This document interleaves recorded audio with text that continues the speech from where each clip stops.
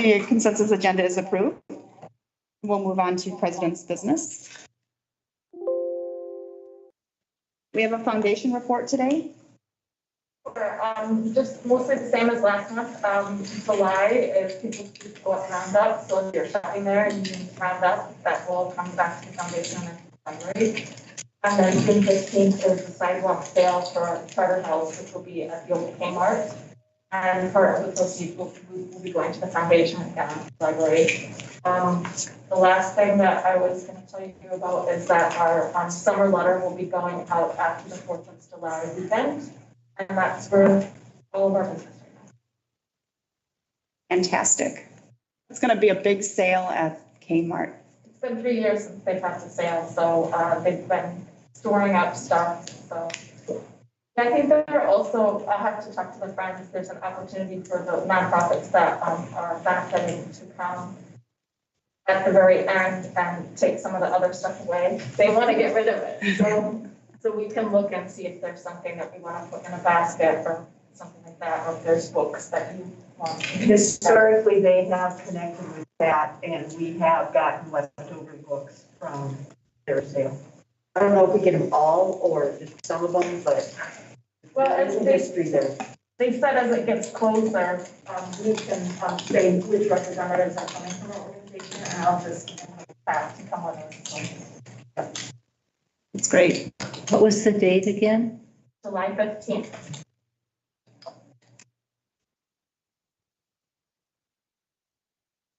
Okay. Brenda, do we have a friends report? Yes, I would like to report that for the month of May, we made over $6,000 in the bookstore just for the month. Part of that was a lobby sale that we had selling kids' books one Saturday, and they also had a buy one, get one free on DVDs and CDs, music CDs. So that helped with their good sales for the month. And next week is our Rochester Fest sale in the auditorium. The most expensive book is $2. So buy a lot. We help you get them to your car. So don't worry about having to carry them. We have carts and bags and boxes and yes, buy a lot. So we set up on Monday evening. If you're a Friends member, you can come in. We call it the Friends Preview. It's no special pricing, but you get first dibs on the inventory. And then Tuesday, Wednesday, Thursday, it's effectively 10 to 6. So Thursday's our last day.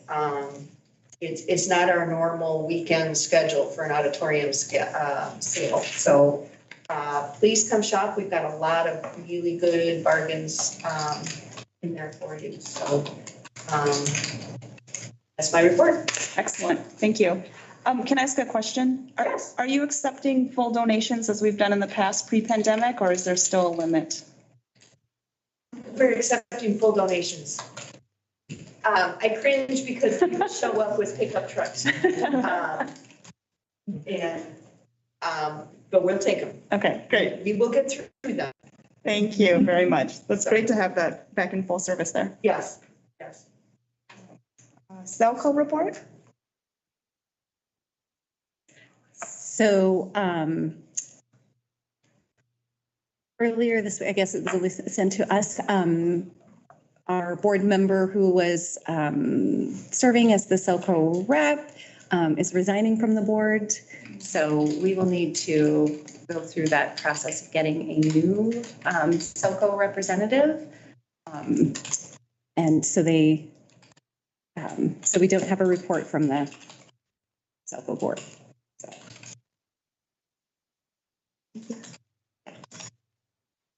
Do we have a youth representative report? We do, but we do have a public comment since we were late on starting. She is now on the chat.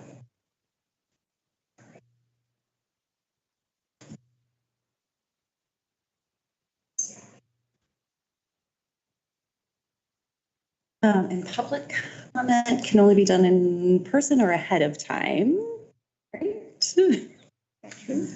We had some AD issues to start with, unfortunately. Oh, so was she there and She we was there. Okay. So I Okay. apologize Let's- on that. bring her on then? We really don't have the infrastructure for that because we don't have hybrid meetings. So what our process has been is comments can be emailed ahead of time to Perna, or participants can come to the meeting and do public comment in person. Those have been the two routes so far. And not via. Right? And it's, we clearly had that stated. I'm questioning myself here, so. But yeah, they are allowed to submit either by email or by coming to the meeting. This is why we have the open comment sign-in sheet here. So in this case, then we'll ask our public comment person to get on the list for next month's board meeting. Right, they can absolutely, or they can Or they email can ahead of email time. them. Mhm. Yes. As stated on the board. Mhm. Can we make sure that message is relayed? Yes. I don't know Thank if they you. can hear me. Sorry about that. Okay, we will then move on to our new business. Karen? All right.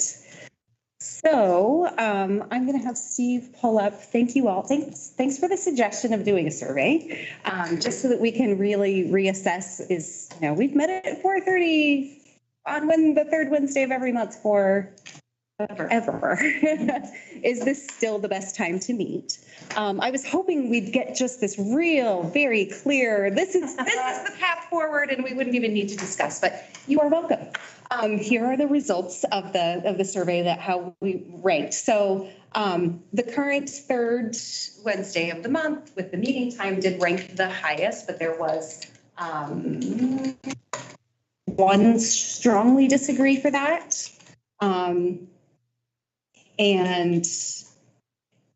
But it's still ranked higher than the other two options.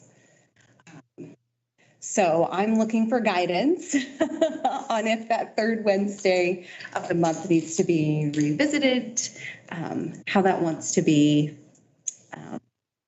So can I Resolved. share something?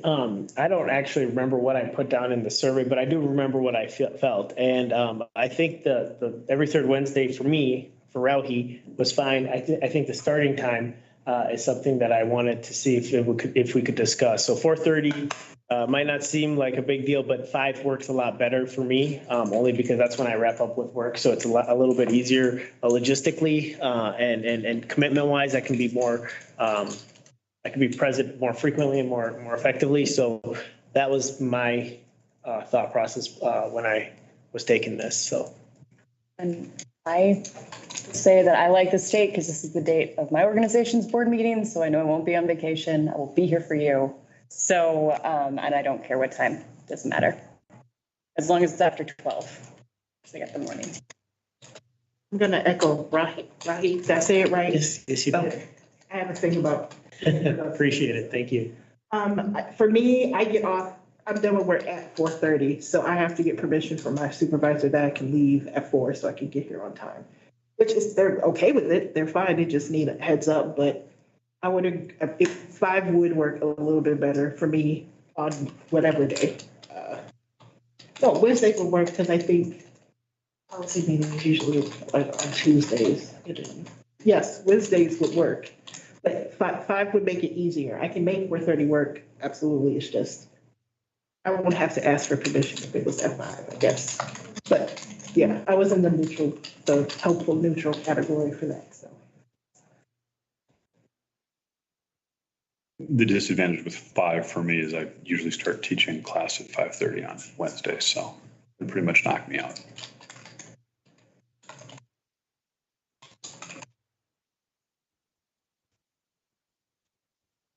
Which might be a compelling reason.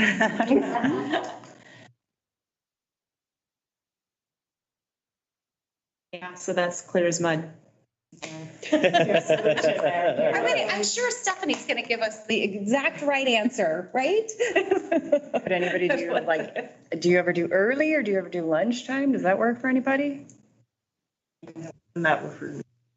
I don't know when lunch is on any given day. Mine is not set. I'm sorry. No 6:30 a.m. people? What about 4:45? Split the difference?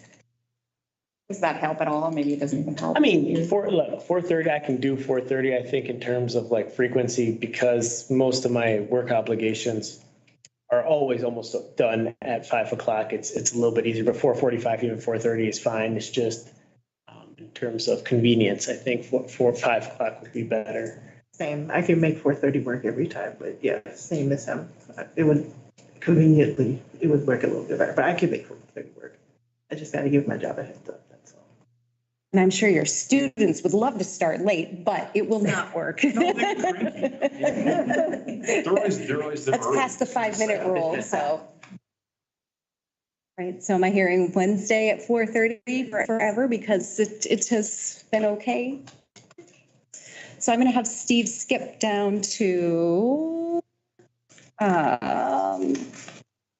fourth question. Fifth question. So we're struggling a little bit with how to best get our committees also, because that's one place that during COVID, I think we just didn't, in some ways we did a lot of committee work, but not as much as pre-pandemic. And I feel like a lot of times we're not bringing forward some decisions because a lot of the recommendations are coming from those committees.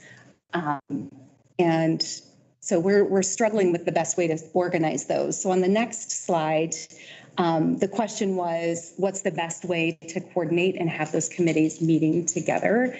The executive committee is the only one that I have actually gotten to meet with since starting this role at the end of February, if that demonstrates any challenges. I see that committees called, just on an as needed basis kind of, popped up to the top. The second one was the regularly scheduled every other month committee meetings, which is what we've been doing for the executive committee, and those have worked.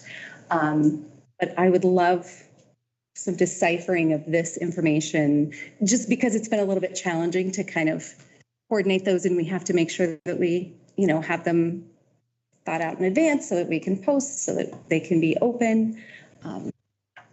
The only reason I said regularly scheduled is because I think that's less of a pain for your staff. So just have them regularly on the calendar. And then if you cancel them, you cancel them, but then you don't have to try to do a doodle poll every time you want to have a meeting. And I would agree with Holly, and that's probably, I would assume that's the option that I would have selected, because it's better to just say, okay, it's always on this calendar, and if it disappears and becomes found time, so much the better. But you're not having Perner or somebody having to email us and say, okay, what happens? When does this work best? And then by the time somebody responded, somebody else has filled that time in. And so just a scheduled time, I think, is practically the easiest option. So like a placeholder kind of thing, but not like, if we don't have anything to meet, we just cancel it. Yeah, that's just logical. And then would the decision to meet be on the chair of that committee each month? Would that be the decision of that person, or every other month, however it's scheduled? It should be if there's an agenda, if there are no agenda items, then you just say, or if there's nothing that can't wait, don't waste everybody's time. I think it previously has fallen a lot really on staff, because we're aware of the things that we need strategic input and guidance on, and that's when they've been called or not called. And I think we could follow that practice if we have nothing on the agenda that we can call and organize for the calendar year for at least the next 6 months, so that we get some on the books. That I think would be really helpful. That works for everyone. All right. And then the last thing, so I did ask to just what your preference is as far as, and first choice listening to staff presentations. And that's great, about what is happening at the library, and then also reviewing strategic impact, which I feel like we lean towards doing those two things. The other one was learning about opportunities for advocacy. And then the fourth one was participating in philosophical discussions. And the fifth one was sharing my community knowledge and expertise in bringing that. So We don't want to. any thoughts on? And I think there's no wrong answer clearly to any of these, and it's hard to be all of the things. And obviously, some of these still show up.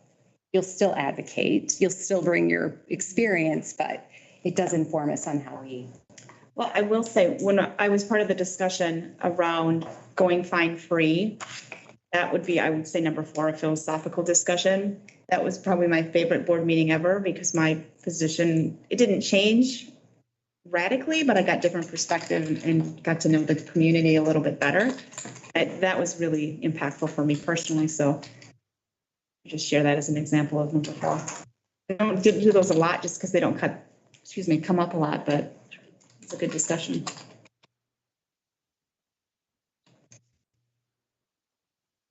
Anything else to add to this? This is really excellent direction and I appreciate it.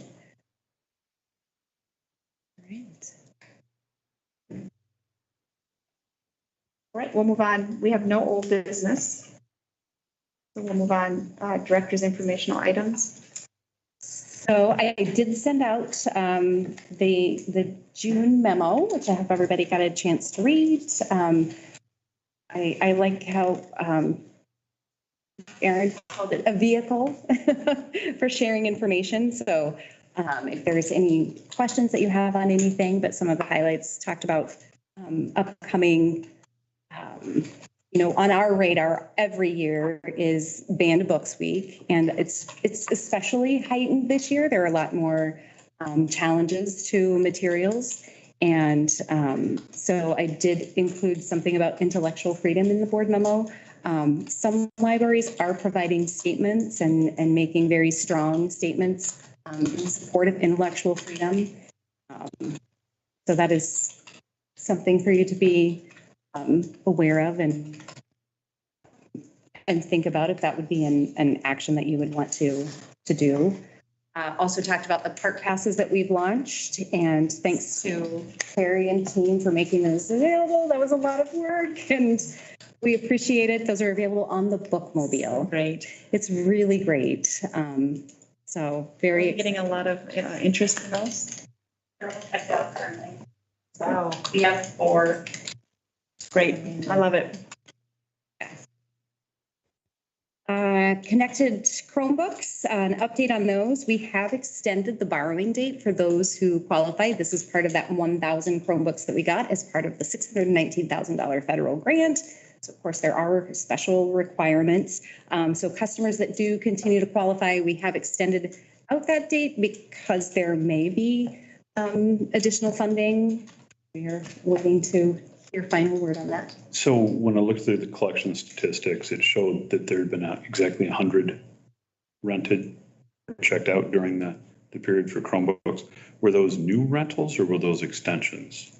Oh, those are borrowed. So we have multiple Chromebook programs. So those that you're talking about are the Chromebooks that are borrowed through our regular borrowing process, I believe, right? That's what I was. Yeah, so these are the special Chromebooks. They even have different colored tags, so it makes it easier for us to recognize them at the desk because they look very similar. These connected Chromebooks the checkouts are really, really long, knowing that individuals, again, as part of that grant requirement, who do not have ongoing access to broadband, who I should know the 4 components by heart, lack access, are using them for educational purposes. There are 2 other requirements that I can get back to you. Don't have a device and aren't receiving a benefit, another federal benefit in another way to support access. Just the round number kind of jumped out. Oh. So I was wondering if it was, because how often do you have 100 of them? So that's why I was kind of wondering. I think that's 100% of the ones that we have went out the first month that they were made available, which is why you probably got them.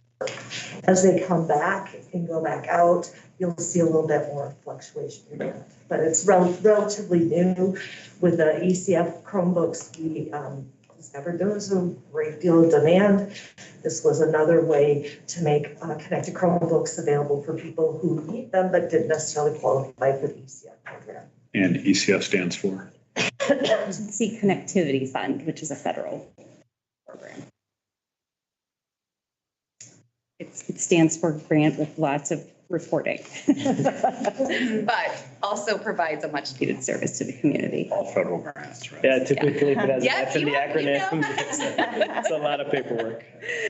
And then our staffing updates, we did hire head of marketing and community engagement. Jeremiah Bowman will be starting next month, but we still are struggling because we do have some openings. So lots of hiring committees as we speak. So. Can I ask one other question? Sorry. There was one budget item that was 1,200% over budget. Any insights? I mean, assuming it looked like it was probably an overtime account or something similar.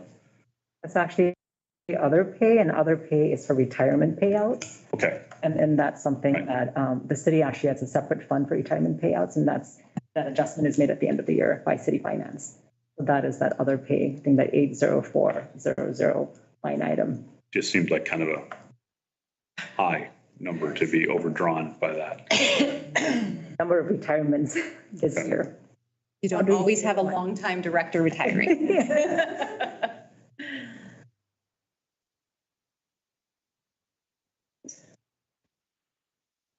Okay. We have no library board informational items, so we will move on to sharing strengths with the strategic plan update. Yeah, so this is something that was passed to me by the executive committee right when I started to really re-engage us with our strategic plan. So you'll see on the back side of our printed paper plan on some of the copies, you'll see the city's vision and principles and priorities, because we do fit within the city overall strategic plan, and then we have our library strategic plan. We're really aligned in concept, but we're working to be even better aligned in how we share that. We want community members to understand both how we're doing strategy-wise for the community and how we're fitting into the overall picture of the what the city is doing collectively. So next slide, you'll see we really fall in that quality services for quality living. So that's where a lot of where we meet the city's strategic goals as an organization. And so that's where our library related goals, very broad focus of cultural and recreational opportunities that provide access and equity. In the city's pretty printed 2022-23 action plan booklet, which is comprised of kind of those big things, the big things that make it into the booklet. This is where you'll see the library specifically mentioned and called out.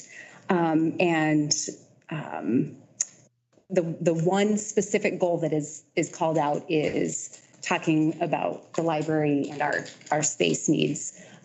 So sustainable physical infrastructure for Rochester Public Library to meet the needs of community members within our growing and changing landscape.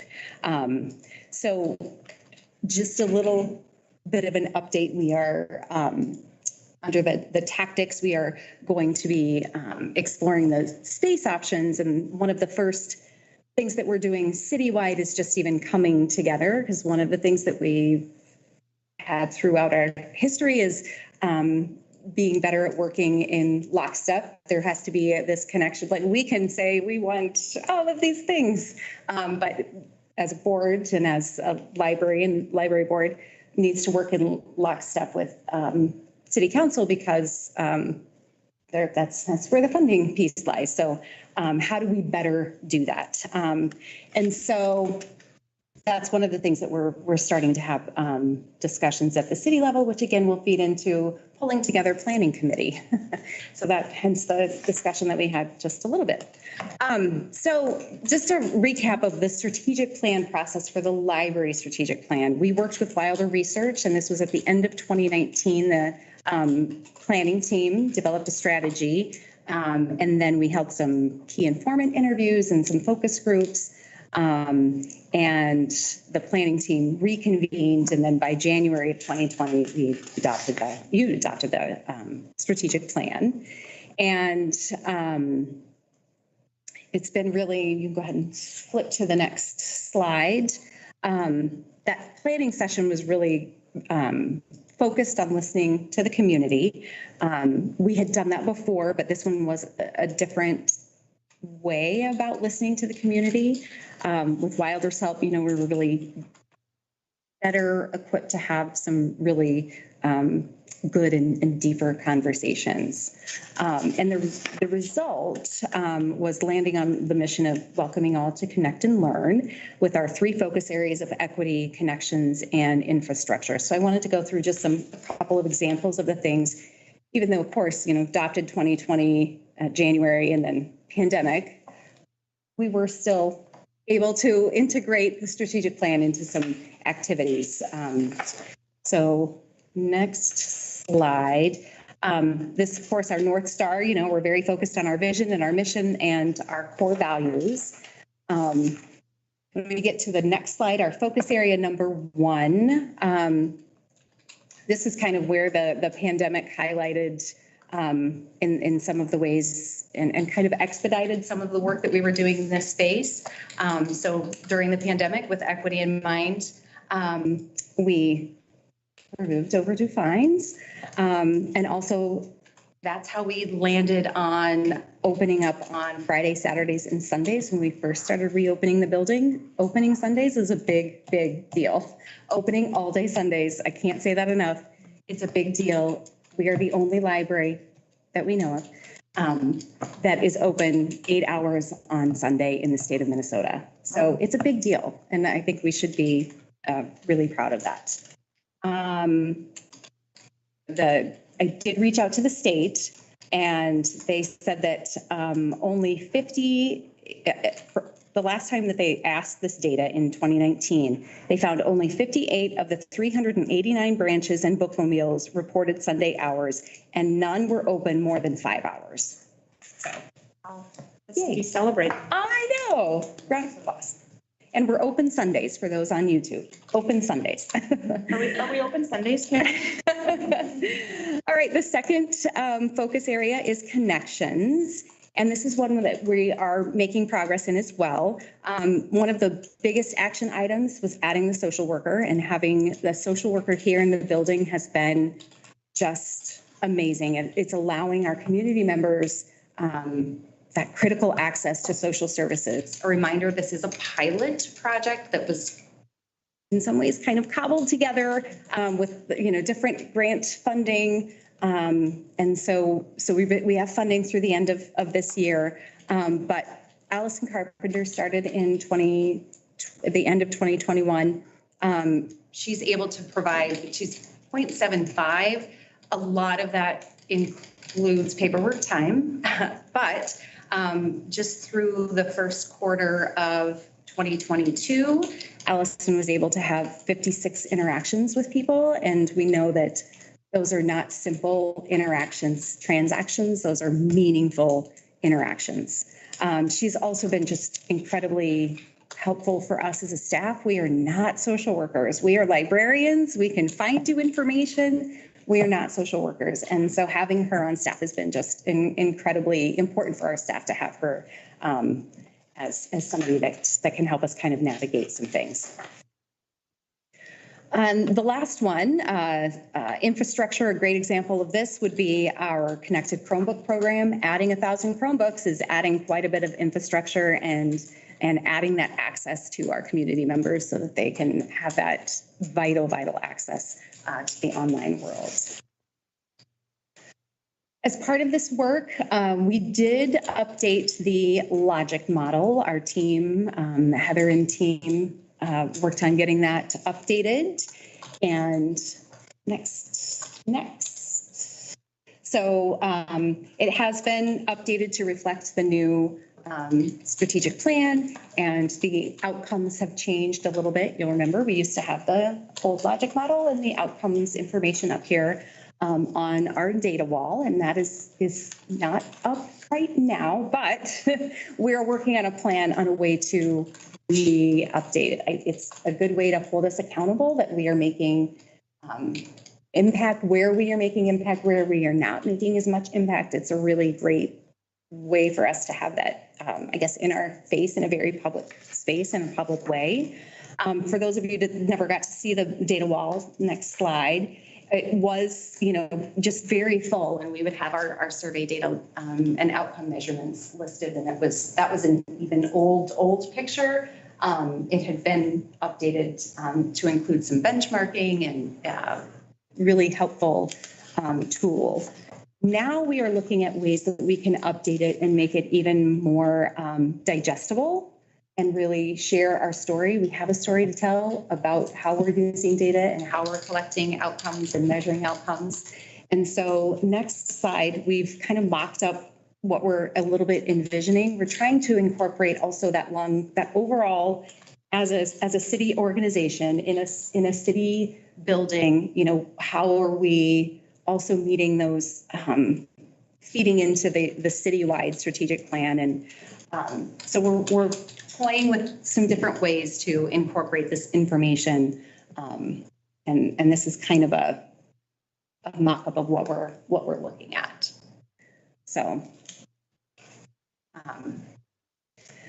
so our next steps, planning committee, which we will be convening. We're going to reach out to our city teammates again that are really great in this space as far as strategy and data and presentation of data. And then we'll be updating the data wall after meeting with the planning committee and meeting with our city teammates. And then we hope to be able to use that as we did in the past, if that's helpful, by highlighting those throughout the year. We found that really helpful in the past. It kind of served as a guide for how we would lead our presentations or share our updates that were very outcome focused and not just program focused. So, all right. So, any questions about? Oh, yes. So, any thoughts that you have about the plan, about how we're sharing out this information, how this plan is allowing us to be impactful in our community, or any thoughts? This is actually a slide for our team. We'll be sharing this tomorrow with the full team. We haven't done a strategic plan presentation with the full team in 3 years. It's been a very long time. So it's kind of been sitting there, and we're ready to have the team. I guess it's been 2 years. So we're excited to have our team kind of think about the ways that we're making some impact and really internalize the strategic. But we're very big fans of not just doing strategic planning for doing strategic planning, but also just really living and understanding and all being a part of that living document that makes an impact and drives decisions. So, feedback or questions? A general one, but it's not about that. It's just, I was wondering about the origin of this section, of the agenda being called Sharing Strengths. I've just noticed that the last few times, and I believe, and I'll chime in, it was for us to highlight those outcomes. So we were focusing on outcome A, which I think it's a welcoming experience at the library. I can read. So yeah, it was really to highlight. That was where we would do the sharing strengths piece. Thanks. Yeah. I have 2 comments. I just think it's phenomenal that we've made so much progress on these strategic focuses both sides already. with the upheaval of the library, with everything related to the pandemic, and then your leadership will change all of that. It's phenomenal that we got what you've just been able to share as success. So I think kudos to the team for that. I think that's excellent. My second comment is around the logic model. And my engineering brain just loves how that's aligned and beautiful and color coded in the lines. It's beautiful. So I'll just say it again. I say it every time I see that logic model. I think it's wonderful. So kudos to Wilder, I expect on that one.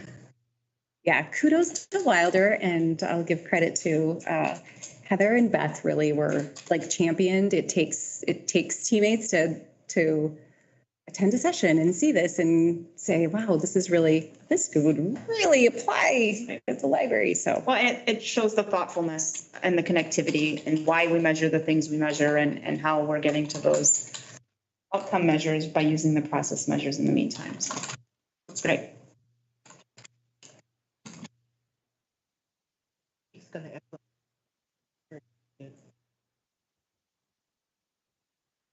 It's but just off the cuff, I'm just really excited about what's to come.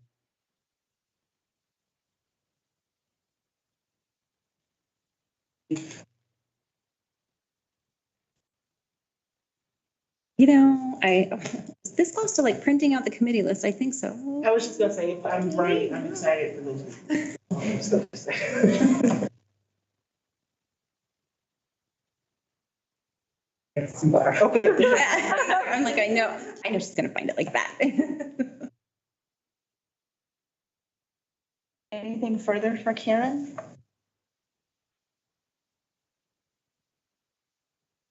Thank you. We'll move on to question or discussion, just open comments, questions from the board.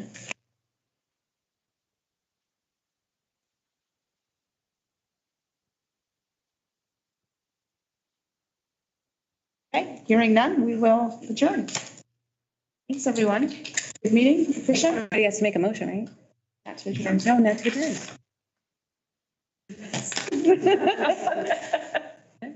At the power.